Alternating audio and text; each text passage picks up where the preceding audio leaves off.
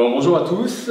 Du coup, je vais un petit peu compresser la conférence puisqu'on démarre avec 15 minutes de retard. Ouais, je suis pas bien là, t'étais trop loin. Je suis trop loin du micro. Voilà, donc je suis ici pour vous présenter mon projet, mon site internet. Je ne sais pas si parmi vous, vous le connaissez déjà. C'est un site qui propose des scans de boîtes Nintendo cartonnées, de boîtes en tout genre. Donc ça fait plus de 7 ans que je fais ça. Avant ça s'appelait NPES, bon, c'était hébergé sur des pages perso free et depuis 2 ans on s'est un peu émancipé, on a notre propre nom de domaine pour avoir plus d'espace de stockage, bon, enfin bref, c'est technique. Donc je vais vous présenter le projet, je vais vous présenter le principe de fonctionnement, les avantages, les inconvénients, et voilà, on parlera un petit peu des évolutions puisque ce site-là a 2 ans. Donc je t'en prie, tu peux avancer. J'ai commencé à parler un peu du sommaire juste avant, donc on va voir les objectifs de ce projet, pourquoi on fait ça, le principe de fonctionnement, comment contribuer au projet puisque c'est un projet communautaire, donc on compte sur les membres pour enrichir le site. Je vais lister rapidement les améliorations qu'on a fait en 2 ans depuis l'ouverture. On va faire un bref récap de l'équipe, parce que maintenant on commence à être plusieurs administrateurs et modérateurs. On va parcourir quelques chiffres, alors principalement ceux de 2014, qui ont bien sûr augmenté depuis ce début d'année. Quelques perspectives pour l'avenir, grosso modo, si vous avez assisté à cette conférence il y a 2 ans, ou si vous l'avez déjà vu sur YouTube, on a toujours la même ligne directrice et on va à peu près toujours dans le même sens. Et j'espère on aura 5 petites minutes pour parler, pour répondre à vos questions si vous en avez. Donc s'il te plaît. Alors pourquoi on fait ça? Vas-y, clique encore une fois s'il te plaît. Parce que quand on a une collection rétro, on a souvent que les cartouches. Et du coup, dans l'étagère, c'est pas joli. Donc on n'est pas content. Et grâce à Nintendobox, vous pouvez télécharger les fichiers et vous réimprimer les boîtes pour avoir une belle collection et être content. Voilà, tout simplement. Donc, vas-y, je t'en prie, passe. Ah oui, à moindre coût, puisque, comme vous le savez très certainement, le marché du rétro, c'est un effet de mode d'année en année qui grandit. On arrive à des prix incroyables. Et ça encore, c'était il y a 2 ans que j'avais pris cet exemple-là. Donc on a du Metroid à 400 € en boîte, c'était le délire complet. On peut le trouver en cartouche seule à 33 €. Et encore, on peut encore le trouver même à 20 € maintenant. Le Mega Man X, il me semble que c'est le 3, par exemple, en boîte à 472. C'est le 2, on a un Will qui s'y connaît ici. Donc il y a moyen de le choper en cartouche, beaucoup moins cher. Comment? C'est que les ventes à Nico. C'est que les ventes à Nico. Non, c'est eBay en fait, j'ai pris sur eBay. Du coup, grâce au site, vous achetez que la cartouche en loose et vous fabriquez vos propres boîtes pour 2 € la boîte. Donc, je vous donne une fourchette haute. Attends, tu peux revenir s'il te plaît? Ouais.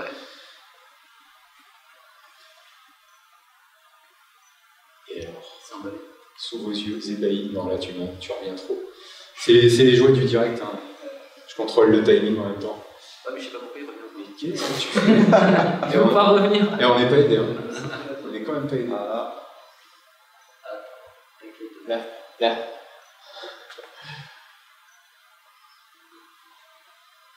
Donc, pourquoi constituer une bibliothèque numérique de boîtes? Tout simplement pour sauvegarder le patrimoine. Ça, c'est un deuxième objectif du site. Donc, le premier, embellir sa collecte. Donc là, on revoit encore. Et franchement, Linux. Ouais, mais c'est bien de faire un rappel parce que les gens. Oui, ils ont peut-être oublié. Vous avez décroché? Non. On est arrivé après. Voilà. Bon. Vous connaissez le projet ou pas? Ou je récapitule vite fait? C'est tout bon? Allez. Donc, premier objectif, embellir sa collection. Deuxième objectif, sauvegarder le patrimoine. Tout simplement parce qu'au fil des années, les boîtes se font de plus en plus rares. C'est très dur de les trouver toutes seules, même sur Internet. C'est sensible aux rayons des UV. Il y a un phénomène de sun fade avec le temps où ça s'éclaircit. Vous pouvez avoir des dégâts des eaux, vous pouvez avoir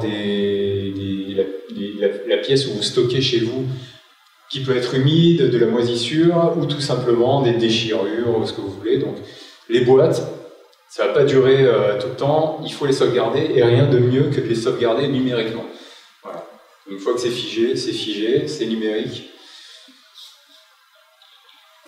C'est mon point de vue. Hein. Vas-y, tu peux passer s'il te plaît. Donc, comment le site fonctionne? C'est très simple. Donc, vous vous inscrivez gratuitement sur le site et vous pouvez télécharger tous les fichiers que vous voulez. Donc ça, c'est le premier bénéfice direct. Ensuite, vous pouvez aussi contribuer au projet pour le faire grandir, c'est-à-dire contribuer, c'est-à-dire envoyer des scans qu'on n'a pas, des scans de boîtes, d'étiquettes, de manuels, dans toutes les langues. Nous, en fait, on propose toutes les combinaisons de langues possibles. C'est-à-dire, si on a une boîte déjà en français-anglais, et qu'un membre a la boîte qu'en anglais, ben on la prend quand même, puisqu'on arrive à proposer toutes les combinatoires possibles. Donc, le deuxième effet bénéfique en fait, de contribuer au site, c'est que ça va inciter d'autres gens qui viennent télécharger à reverser aussi. Ils se disent « Ah, celle-là, je ne l'ai pas pour ma collègue, je peux la télécharger gratuitement, je me refais la boîte, c'est super. Du coup, j'en ai une que sur le site on n'a pas, donc je vais la scanner. » En fait, voilà, ça motive les gens, ça auto-motive tout le monde en fait, tout le monde y trouve son compte, donc on est gagnant-gagnant. Et vous avez la troisième partie qui est le forum, où on a des tutoriaux et on a surtout la communauté qui vous aide si vous voulez, si vous avez des questions sur comment ça marche, comment on imprime des boîtes, quel type de papier on doit utiliser, des choses comme ça. Donc la communauté est très importante aussi pour expliquer tout simplement, à s'en servir et pour échanger les points de vue. Bon, on essaye d'avoir un forum assez convivial. On a notre ami Will ici qui modère aussi sur le forum. Donc on est 3 ou 4 modérateurs. Donc sur le forum, on essaye d'avoir une très bonne convivialité. Surtout, c'est un maître mot. Si tu veux passer, s'il te plaît. Je veux que tu es concentré. Après toutes les vacheries que tu m'as sorties tout à l'heure, j'en tiens. Ah bon? J'ai dit des choses. Donc, une fois que vous avez téléchargé votre fichier, donc là je vous ai amené des petits exemples ici. Donc il suffit de les imprimer. Alors, il y a différentes manières d'imprimer. Soit vous imprimez en jet d'encre chez vous. Bon, c'est ce que je faisais au début, mais au final, ça ne tient pas beaucoup dans le temps. Sinon, perso, attends, je vais en faire passer une de chaque côté. Donc, moi, ce que je fais personnellement, en fait, c'est que je mets tous les fichiers sur une clé USB, je vais voir un pro, il m'imprime ça sur une feuille A3, et ça me revient à moins de 2 € la boîte. Donc, pour une qualité qui est assez sympa. Donc, une fois que vous l'avez imprimé, il y a une phase assez technique pour certains, facile quand on a fait 2 boîtes. C'est de découper le contour au cutter et de plier et de coller avec du scotch double face ou quelque chose qui colle bien. Donc je fais passer Super Metroid que j'ai fait aussi, avec ces impressions-là. Donc vous voyez qu'on a quand même des boîtes en super état, quasi neuves. Bon, ce sont quand même des reproductions, hein, on est d'accord, c'est pour embellir la collecte. Je t'en prie, tu peux passer. Donc, pour numériser une boîte, très très simple. Vous enlevez les petites languettes. Alors, les boîtes NES et Game Boy, c'est un peu plus sensible parce qu'il y a les petites languettes en bas. Les boîtes Super NES, elles s'ouvrent très facilement, donc il suffit de l'ouvrir, de l'aplatir, de scanner le dos et la face, et de l'envoyer sur le site, un petit zip, vous pouvez le déposer directement sur le site. Donc c'est complètement indolore pour les boîtes. Et bah, surtout, vous ferez une bonne action, puisque vous sauvegarderez le patrimoine, ça j'en ai déjà parlé. Voilà, je t'en prie, s'il te plaît. Alors, un deuxième moyen de contribuer sur le projet, une fois qu'on a scanné, on ne va pas pouvoir forcément imprimer les fichiers bruts tels quels. Donc là, par exemple, on a une boîte de Megaman qui est complètement ravagée. Donc il y a un morceau qui a été déchiré. Donc on scanne aussi des boîtes comme ceci. Donc la deuxième contribution après le scan, c'est la retouche. Donc on prend un logiciel de retouche photo et on nettoie tous les détails. On refait le fond, on nettoie les screenshots, les illustrations, on retape les textes, on fait tout de A à Z et au final ça nous donne, ça nous donne une boîte nickel pour l'impression. Voilà, donc là il n'y a aucun défaut, c'est limite mieux qu'à l'époque, puisqu'à l'époque ils travaillaient sur des morceaux, c'était de l'optique en fait. Je ne connais pas la technique de l'époque, mais je sais que c'était des petits bouts sous transparent en fait, qui collaient entre eux pour faire le master. Ouais, je vois qu'il s'endort là. Je vais accélérer, t'inquiète. Donc, deuxième façon de contribuer, faire la retouche. Voilà. Une fois que vous avez scanné ou une fois que vous avez fait la retouche, vous envoyez sur ce qu'on appelle la zone de dépôt, qui est une zone spécifique de notre site où en drag and drop, c'est en glisser, déplacer, vous pouvez envoyer plusieurs fichiers d'un coup et ça atterrit directement chez nous. Voilà, ça atterrit directement sur le site. Ça c'est très important, comme ça on sait qui fait quoi, qui a contribué pour quel fichier. Ça nous permet de vous envoyer un email automatique quand la boîte est traitée, quand c'est publié. Donc c'est un composant essentiel pour nous pour collecter en fait tous les fichiers et contribuer. Vas-y s'il te plaît. Voilà, donc je vais passer maintenant. Donc Nintendox a ouvert il y a 2 ans. Donc anciennement c'était NPES, ça s'appelait, le projet a 7 ans. Et depuis l'ouverture, on a fait quelques améliorations. Donc par exemple, on a la liste de chaque console. On peut la filtrer dynamiquement. C'est-à-dire que si vous voulez que les boîtes européennes en français, en 2 clics, c'est filtré dynamiquement. Donc la liste se rafraîchit instantanément. C'est pratique si vous cherchez que les manuels pour tel jeu, machin. Donc ça c'était un petit développement assez pratique. On a amélioré l'expérience mobile aussi, donc vous pouvez accéder à l'intégralité du site et au forum aussi sur les smartphones, ça s'adapte. Donc c'est plutôt sympa. S'il te plaît, cher Cédric. Ah oui, donc il y a une page spéciale qu'on a fait aussi suite à quelques déboires avec des vendeurs indélicats qui utilisaient en fait les fichiers de Nintendox pour se faire des thunes, hein, tout simplement. Et il y a des crevures partout et dans ce milieu aussi. Donc en fait, plutôt que de les attaquer systématiquement, bien que sur notre forum, on a un topic en fait qui traite que de ça et on essaye de signaler un peu les annonces sur les sites concernés. Donc moi, personnellement, j'attaque ça sur un plan différent, c'est-à-dire que pour moi, plus le site va être connu, et moins les acheteurs potentiels auront l'idée d'acheter en fait. Puisque entre une boîte à 15 balles et le site qui les fournit gratuitement, une impression perso à 2 €, il n'y a pas photo, quoi. Bon, bien sûr, il faut avoir envie de couper la boîte au cutter. Il y en a toujours qui sont rebutés par ça. Mais... Donc, moi, mon cheval de bataille, en fait, c'est de faire connaître le site. Un maximum, pour que les gens ne soient pas tentés d'acheter. Et donc, pour ce faire, en fait, j'essaye de collecter des témoignages de personnalités du milieu et d'avoir des petites vidéos qui font la promotion, comme ça... Ça nous génère des vues et ça nous génère une petite notoriété. Donc on a Marcus, on a AHL ici et Nico de Console Plus qui nous ont fait une petite vidéo. Donc j'essaye d'en collecter dès que j'ai l'occasion, des personnalités médiatiques. Voilà. Ah oui, donc on a agrandi aussi le contenu puisque anciennement, NPES, c'était surtout la NES, la Super NES, la Game Boy et les Game & Watch. Donc on a fusionné avec un autre projet et maintenant on couvre tous les supports Nintendo cartonnés.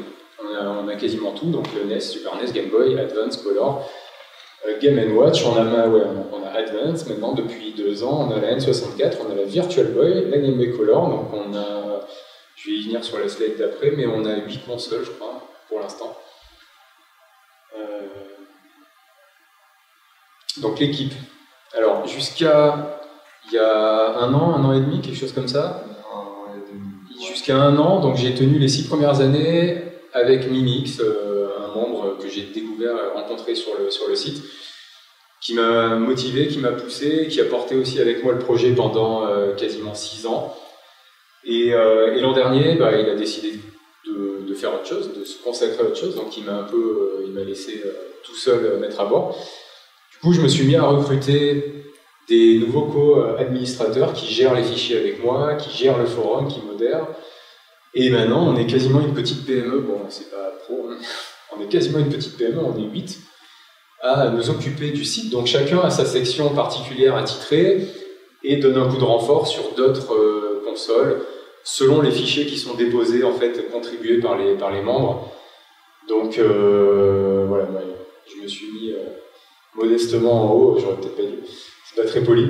Donc on a Okidoki qui fait la SNES principalement, Tachikoma 33 qui fait Game Boy Color, Will qui est ici, qui fait le forum, Exosil, Spiral qui est plutôt Game & Watch, Seb DeVos et Orion Jones qui nous ont rejoints il y a pas longtemps, 2-3 mois de mémoire. Voilà, donc merci à vous si vous regardez la vidéo. C'est très sympa de votre part de donner du temps pour le projet. Voilà, une petite historique. Donc le site, ouais, c'est pas tout jeune, hein, ça fait quelques temps que je l'ai monté.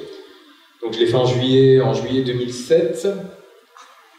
Arrivée de Mimix en novembre qui m'a bien motivé pour faire la SNES et pour ouvrir à d'autres supports. En mars 2008, il a fait son site perso lui aussi pour couvrir les consoles qu'on vient de récupérer sur Nintendobox, on a fusionné. En mars 2013, on a laissé tomber NPES parce que je m'en sortais plus avec les spammers et compagnie. Enfin, on était hébergé sur des pages perso free et techniquement c'était ingérable. Donc on a fait notre nom de domaine et on s'est émancipé à ce moment-là. Et heureusement, puisque maintenant on a 100 Go d'espace libre, donc on est relativement serein au niveau stockage. Et en 2014, on est monté jusqu'à 8 sur le projet. Et maintenant, on est Nintendobox. Le Discover, je suis en train de le boucler là. J'enlève tout ce qui est Nintendo et ça va être fermé dans les semaines qui viennent. Ça aura pris 2 ans à faire tout ça. Tu veux faire J'enlève tout ce qui est Nintendo. Ouais. Non, je ferme. J'enlève tout ce qui est section N64. Je laisse PSX, Dreamcast. C'est toujours Mimix en fait qui l'a, ce site. Donc moi je fais le ménage derrière moi. Je fais la poussière. Vas-y, tu peux changer s'il te plaît. De l'oreille. Alors, quelques chiffres sur le projet. Donc en 2014, on était en moyenne à 3800 visiteurs uniques par mois. Depuis 2015, on approche les 6000. Donc je ne sais pas ce qui se passe, on est vachement présent dans Sud-Amérique, il y a beaucoup de Brésiliens. On va le voir juste après, je ne sais pas pourquoi. Le site est un multilangue français-anglais. Et bizarrement, j'ai fait français-anglais pour avoir tous les États-Unis et le Canada. Eh ben, je ne sais plus où ils sont dans le top 10, mais ils sont plutôt loin. Donc je voulais ouvrir aux États-Unis pour avoir des boîtes américaines, japonaises, tout ça en plus. Bon, ça prend pas des masses, alors je vais essayer peut-être de faire d'autres langues. Donc on couvre pas mal de consoles, il y a la... Je t'ai vu, hein. Allez, cliquez. Il y a la 64DD qui arrive. Bon, parce que Mimix, encore lui, il a la collection complète, donc il va nous la scanner. Et je pense aussi à faire la FDS, la Famicom Disk System, histoire d'être complet vraiment sur tout ce qui est univers rétro, Nintendo, avant les CD. Quoique, la 64DD, c'est les CD. On peut faire des petites entorses. Vas-y, tu peux. Donc parmi tous les visiteurs qu'on a, on a la France en premier qui bizarrement représente 50% de nos visiteurs, uniquement. Voilà. Bon, c'est quand même une forte concentration, hein. On voit que ce qui est bleu foncé en fait c'est les plus grosses fréquentations, mais c'est à peu près mondial. Donc on a le Brésil qui arrive juste derrière, incroyable, avec 8% de fréquentation. Les États-Unis, ils ont 7%, alors que je pensais gagner des visiteurs américains en basculant le site en anglais. On a pas mal des pays européens après qui suivent, mais ça se répartit entre 1, 2, 3, 4%. Voilà, pour vous donner une petite idée de la fréquentation. Du coup, je suis allé super vite sur ma conf. Donc les perspectives d'avenir, donc j'en parlais juste avant, ouvrir la FDS, la Famicom Disk System. Donc toujours, j'ai le même objectif de devenir la référence dans ce milieu-là. On a un concurrent qui n'est pas vraiment un concurrent en fait, qui s'appelle coversproject.net. C'est un site américain ou canadien Mais eux, en fait, ils ont une approche Universal Gamebox. En fait, ils font des jaquettes. Ils scannent les boîtes, ils retouchent. Ils ont un format jaquette et ils ont des boîtes en plastique, en fait. Voilà, c'est une autre approche. Sinon, je pense pas qu'on a des projets équivalents qui existent. Donc, moi, je suis content. Comme ça, je reste pour l'instant seul site référence. Ajouter d'autres langues. Alors, du coup, j'hésite avec le Brésil. On va voir ce que je fais. Alors, le GitHub, ça parlera aux plus geeks d'entre vous, c'est un partage de code source. J'ai toujours espoir de le faire, en fait, pour que les gens... Donc là, j'ai des admins qui m'aident à gérer les fichiers, et je voudrais des gens qui m'aident à développer des nouvelles fonctionnalités ou qui corrigent des bugs sur le site. Donc GitHub me servira à ça, je publierai le source, en fait, le contenu, le source du site sur GitHub, et les gens pourraient contribuer là-dessus. Multiplier les opérations de com, j'en parlais tout à l'heure, pour lutter contre la revente qui est un fléau pour nous. Et le rêve ultime, bien sûr, obtenir l'approbation de Nintendo. Alors pour l'instant, je ne sais pas encore ce que ça donnerait. Je m'attends plus à recevoir un mail d'un avocat, un de ces quatre, que l'approbation, mais bon, sait-on jamais, si Nintendo reconnaît que la démarche est utile et intéressante, pourquoi pas. Et on en a terminé, du coup, tu peux encore cliquer une petite fois si vous avez des questions. Ah, il n'y a pas de... Non, il n'y en a pas d'autres. Il n'y a pas le petit point d'interrogation? Non. Toi, t'es un gars sympa. Écoute, hein. Bon. Est-ce que vous avez des questions par rapport à ça? Ah non, j'arrive.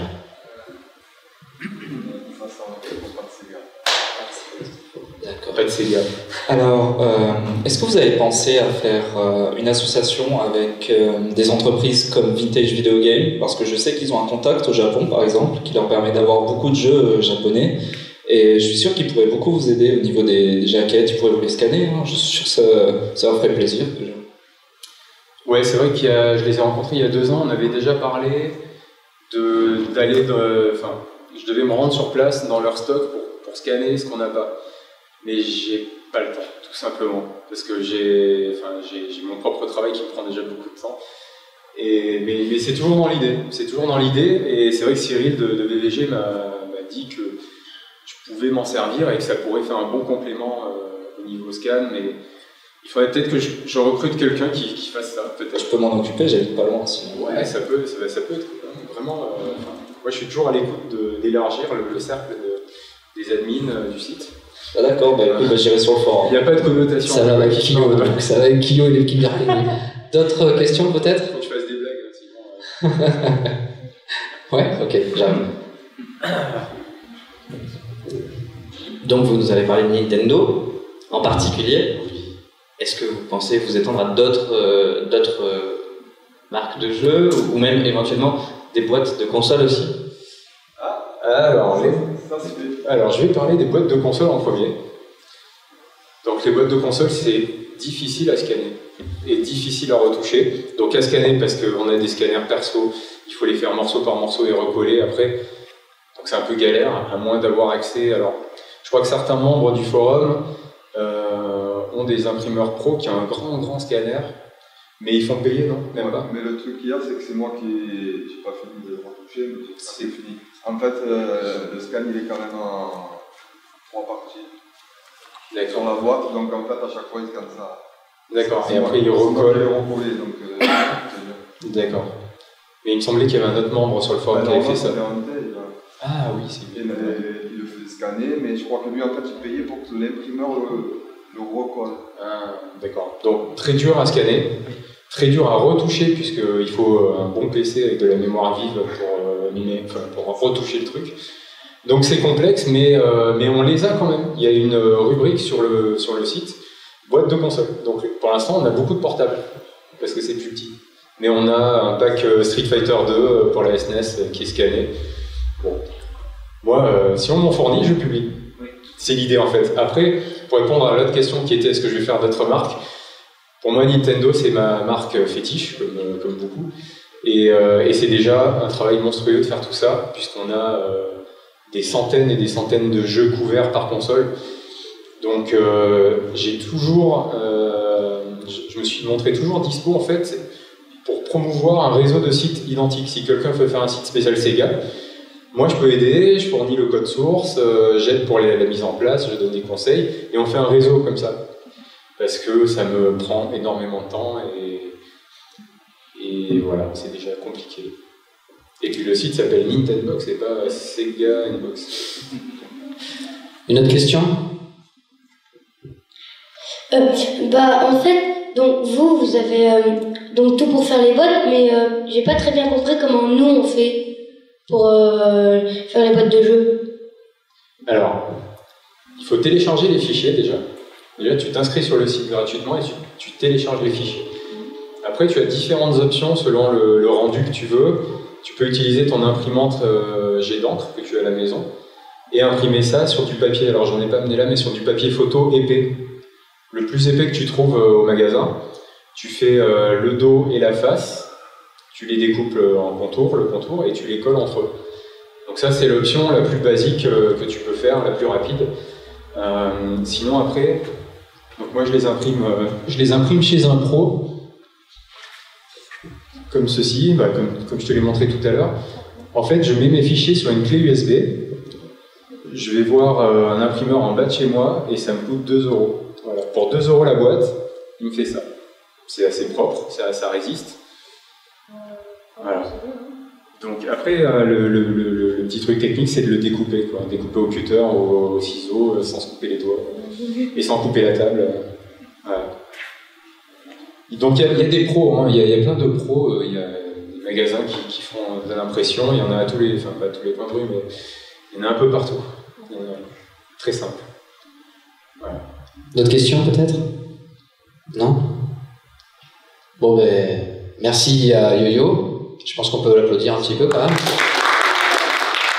Ah. Merci d'avoir assisté. Merci de ne pas nous avoir parlé de Kyo. Et c'est un running joke. Hein. Je vais peut-être pas garder cette vidéo. Non. Alors je mettrai un bip. Oui, on peut mettre n'importe quoi. Ok, merci à tous. Et puis à 13h, conférence donc de Sud Rétro Electro. On vous attend.